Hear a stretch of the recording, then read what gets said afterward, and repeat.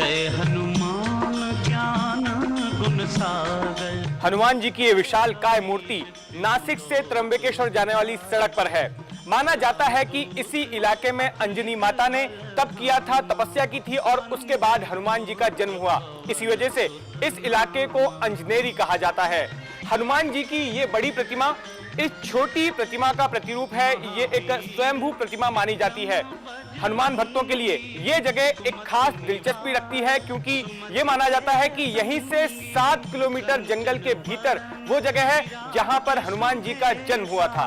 कानन कुंडल कुंचित केसा, हाथ वज्र ध्वजा विराजे, कांधे मूंज जनेऊ साजे, शंकर सुवन केसरी नंदन। शिव पुराण के अनुसार ब्रह्मगिरी में गौतम और अहिल्या रहते थे। अहिल्या की लड़की है, यह अंजनी इसका नाम है। इसका विवाह कैसे से हुआ है? बहुत दिन तक संतान न होने पर इसने जो है भगवान शंकर से निवेदन किया है कि कोई उपाय बताएं जिससे हम इस त्रासदी से मुक्त हो सके। भगवान शंकर ने कहा है कि तुम जो है शिव जी की आराधना करो। 20 सहस्त्र वर्ष तक भगवान शंकर की अंजनी ने आराधना किया है। जिस दिन अयोध्या में पुत्र प्राप्ति के लिए राजा दशरथ का यज्ञ हुआ है, उसी दिन जो है भगवान शंकर आकाश मार्ग से अंजनी के पास आए हैं और कहते हैं कि अंजनी क्या कह रही हो? बोले आपके समान महान पराक्रमशाली पुत्र चाहिए जो सबके काम आवे और आने वाले समय में बहुत दिन तक जो है उसकी जीवंतता बनी रहे, वो अमर रहे। भीम रूप धरि असुर संहारे, रामचंद्र के काज संवारे।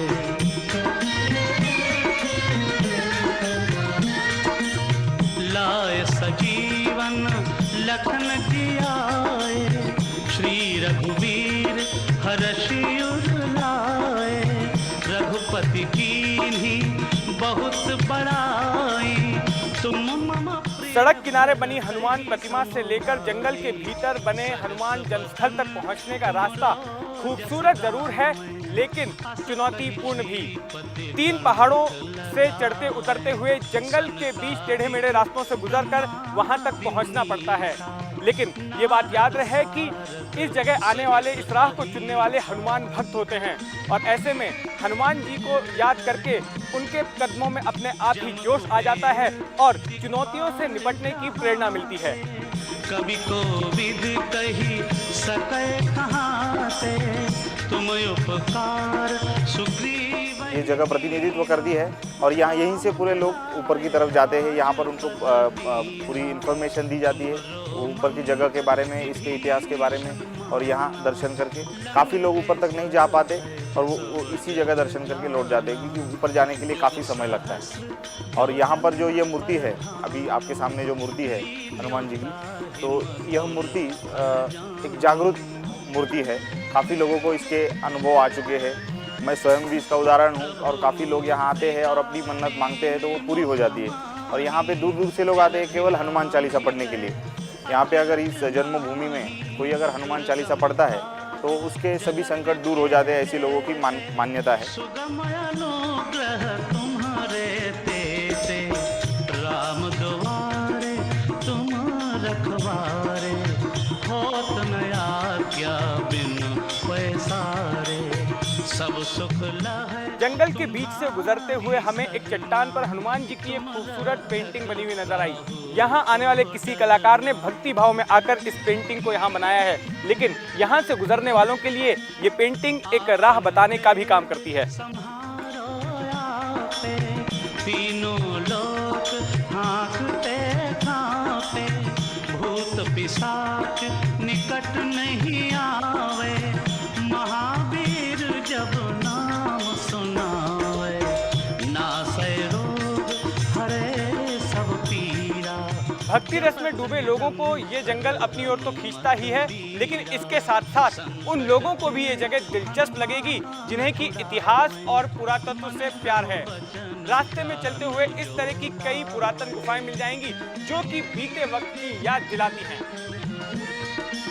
सब पर राम तपस्वी राजा, तिनके काज सकल तुम साजा, और मनोरथ जो कोई लावे, सोई अमित जीवन फल पावे। अपनी मंजिल पर पहुंचने से पहले राह में हमें मिला अंजनी माता का एक और मंदिर। ये वो मंदिर नहीं है जहां पर हमें पहुंचना है, लेकिन इस मंदिर के भीतर हनुमान जी की एक अनोखी मूर्ति मौजूद है। अंजनी माता के सामने हाथ जोड़कर बैठे बाल हनुमान की मूर्ति बिल्कुल जीवंत नजर आती है। अष्ट सिद्धि नवनिधि के दाता, असबर दीन जानकी माता, राम रसायन तुम्हारे। रास्ते में जिस ओर भी आप नजर दौड़ाएं, कुदरत की खूबसूरती आपका हौसला अफजाई करते नजर आएगी। ट्रैकिंग करना हो, एडवेंचर करना हो या फिर कुदरत की खूबसूरती का लुत्फ उठाना हो, यहाँ पर आपको काफी दिलचस्प मौके मिलेंगे। और अगर हनुमान भक्तों की नजर से देखा जाए तो यही वो जगह है जहाँ पर हनुमान अपनी बाल लीलाएं करते थे। शायद यहीं से उन्होंने सूरज को एक फल समझकर उस ओर छलांग लगाई थी और इसी इलाके में तपस्या कर रहे ऋषि मुनियों को वो अपनी शरारतों से तंग किया करते थे। बाल समय रवि भक्षी लियो तब तीनहु लोक भयो अंधियारो, ताहि सो त्रास भयो जग को। और जो दुर्मिल हो गई, जो आज दिखने को भी नहीं मिलती, ऐसी भी वनस्पति अंजनी पर्वत पे मिलती है। यही हनुमान जी के जन्मस्थल का एक वैशिष्ट्य है यहाँ का। तो हम लोग जो यहाँ पे वनस्पतियाँ हमको जो मिलती है, तो उसका हम रिप्लांटेशन करके उसका प्रोडक्शन बढ़ा के लोगों को हम बताते हैं कि इसका उपयोग क्या होता है। तो बहुत से लोग इसका लाभ लेते हैं यहाँ पे आके।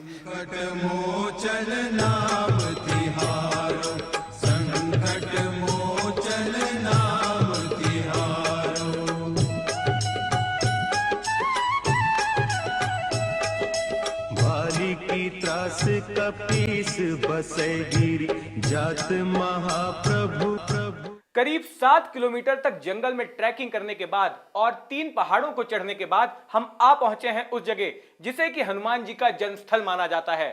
वैसे तो दुनिया भर में हनुमान जी की सैकड़ों मूर्तियां हैं, लेकिन शायद ही आपने ऐसी हनुमान जी की मूर्ति देखी होगी जिसमें कि हनुमान जी एक नन्हे बच्चे की तरह अपनी मां यानी कि अंजनी माता की गोद में बैठे हुए हैं।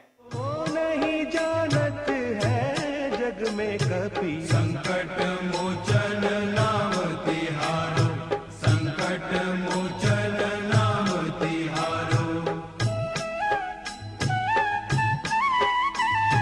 बाण लाग्योर लक्ष्मण के तब, प्राण तजे सुत रावण मारो, लय गृह वैद्य सुषेण समेत, तब गिरि द्रोण सुबीर उपारो।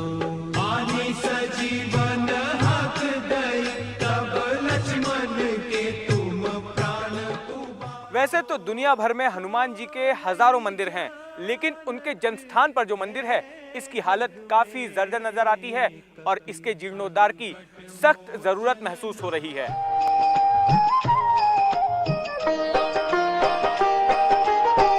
आरती की जय हनुमान लला की, आरती की जय हनुमान लला की।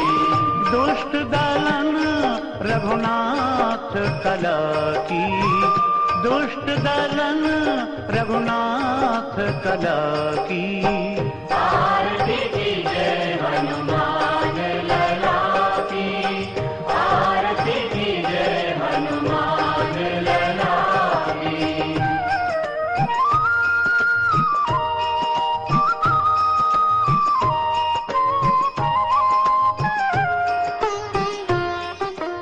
जिस तरह से यहाँ पर हनुमान जी का मंदिर होना चाहिए उस तरह का मंदिर यहाँ नहीं बन पाया। अभी फ़िलहाल जो मंदिर है वो कंक्रीट का है और आगे भविष्य में यह मंदिर काले पत्थरों में बनाने का संकल्प हम सभी लोगों ने किया है। और मैं सभी भारतवासियों से निवेदन करता हूँ कि वो सभी इस मंदिर के निर्माण के लिए अपना सहयोग या अपनी जो शुभेच्छा है वो दें।